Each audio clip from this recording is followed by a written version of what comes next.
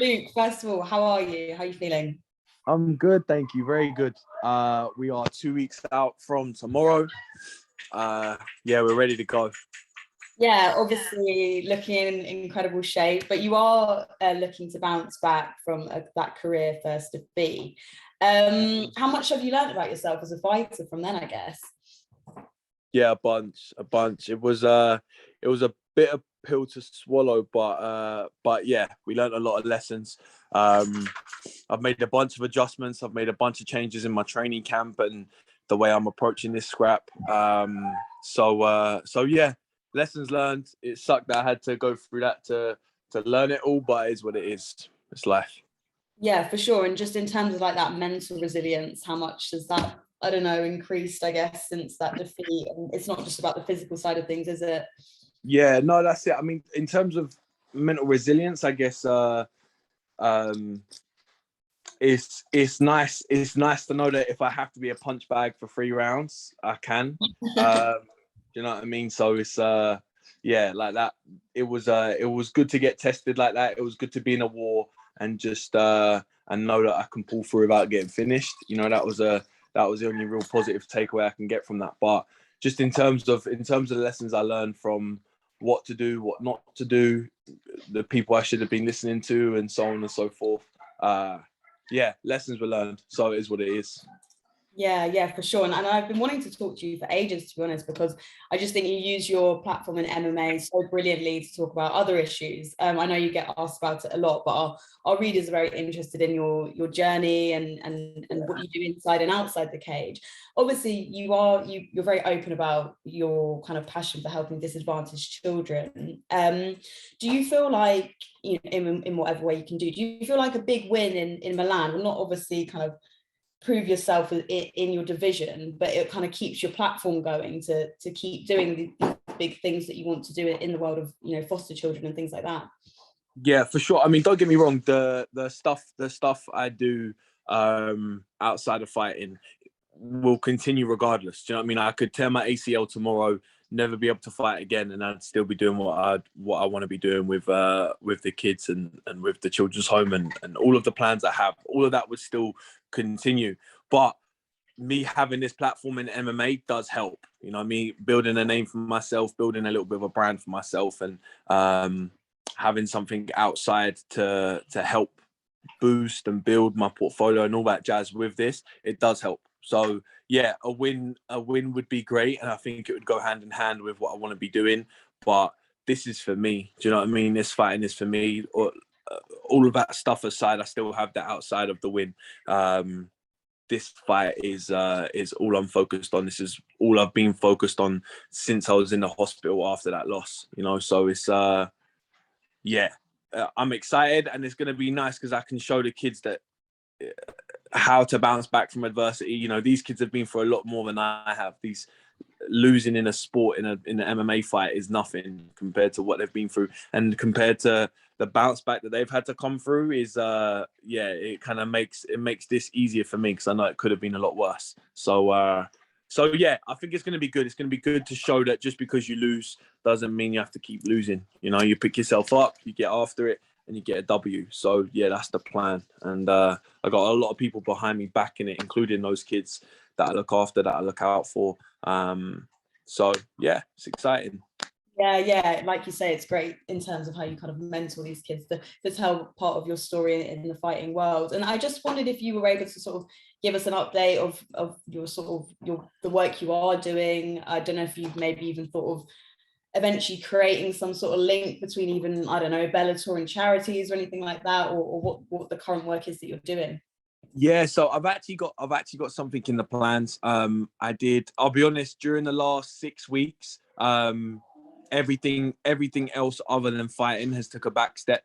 One of the lessons that I learned from the last camp is I need to have full focus 100% on the training and on the fight camp, and then after the fight's done, then I can go and do the kind of philanthropy stuff that I want to be doing. But yeah, I've got a couple goals. I work with a fostering network outside of my usual stuff, and the plan is to open up some sort of training session each week for a bunch of kids that I went and I had a meeting with a couple of groups, and they were super interested. So I think it's going to be a group of around 20 to 40 kids. And I would actually love to get Bellator involved. I've got some ideas where maybe we could kit them out with some Bellator gear. Bellator might be interested in kind of funding the equipment side of things. And that way it kind of keeps it all in house. And I love Bellator as a company. They seem to love the stuff that I'm doing with these kids. And I know the kids are such big fans. So it means a lot to them to be able to rep, some boxing gloves that have a big old B on it. So I've got a bunch of plans, but I'll be honest, October 30th, I can then start thinking. But up until October 29th, my goal is war. My goal is to destroy Lucas Alsina. And that is all I have focused right now. Yeah, and just sort of lastly on this subject, you see sort of like Marcus Rashford, like you're sort of a bit of the Marcus Rashford of the MMA world, I guess, and he kind of gets I don't know about that. Yeah, you are, and he kind of gets criticized for, like, I don't know, doing that work off the pitch, and maybe if like his performances haven't been as good in previous seasons. You just had that one loss, but do you feel like people ever say things like that to you, or it really doesn't faze you at all?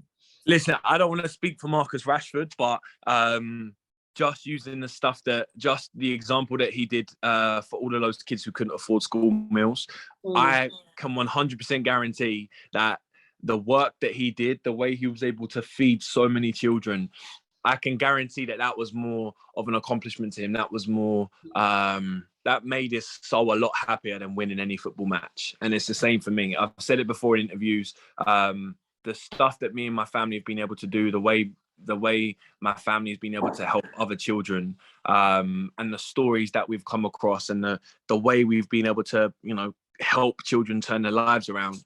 Any MMA fight doesn't compare. If you had to say, we'll give you the Bellator World Championship belt right now, or you can continue fostering for the next 40 years. I'm going to be fostering for the next 40 years. So it doesn't scare me. It doesn't make me think, oh, if I keep doing this stuff with the kids, then it's going to take away from my MMA career. No, like this actually makes me a better martial artist. It keeps me grounded.